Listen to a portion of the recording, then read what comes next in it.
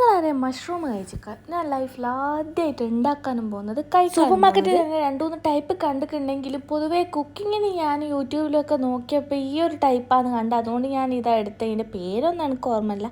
പിന്നെ ചിലവർ ഇതിൻ്റെ മേലൊരു സ്കിന്നുണ്ട്, അത് പീൽ ചെയ്തിട്ടും പീൽ ചെയ്യാണ്ട് എടുക്കുന്നത്. ഞാൻ എന്തായാലും ആദ്യമായിട്ട് എടുക്കുന്നതുകൊണ്ട് പീൽ ചെയ്തിട്ട് തന്നെ എടുക്കുന്നത്. പിന്നെ അതിൻ്റെ കാല് മുറിച്ച് മാറ്റിയിട്ടുണ്ട്.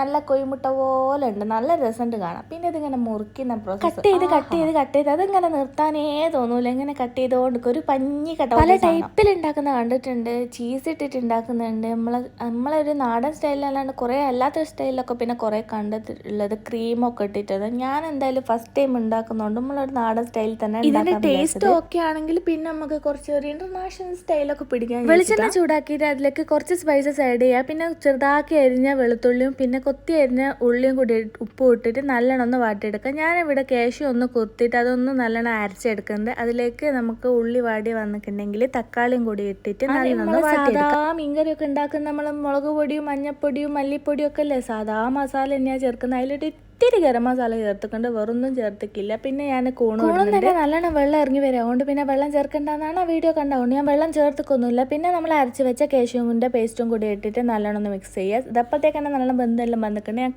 ചെറുതാക്കി അരിഞ്ഞാണ് കൂണ, അതുകൊണ്ട് തന്നെ പെട്ടെന്ന് വന്നു. കൂടിൻ്റെ കൂട്ടായിട്ട് ഞാൻ ഉണ്ടാക്കിയത് ചപ്പാത്തിയാണ്. അപ്പം അങ്ങനെ ചപ്പാത്തിയായി അങ്ങനെ കൂണുമായി. ഇതിപ്പോൾ ടേസ്റ്റ് എങ്ങനെ ഉണ്ടെന്ന് ചോദിച്ചിട്ടുണ്ടെങ്കിൽ സത്യസന്ധമായി പറയുകയാണെങ്കിൽ ഞാൻ ഉണ്ടാക്കിയ കുഴപ്പമാണെന്ന് എനിക്കറിയില്ല. എനിക്ക് ഏതായാലും അത്ര അങ്ങ് പിടിച്ചിട്ടില്ല. വലിയൊരു ടേസ്റ്റ് ഒന്നും തോന്നില്ലേ. ഇതിപ്പോൾ എന്തെന്നാ ടേസ്റ്റ്, സാധാ ഉള്ളി തക്കാളി വാട്ടിയ പോലെ ഉണ്ട്. ഇനിയിപ്പോൾ ഈ ഒരു രീതിയിൽ ഉണ്ടാക്കിയിട്ടാണെന്ന് അറിയില്ല. ഇനിയിപ്പോൾ വേറൊന്നും ഉണ്ടാക്കി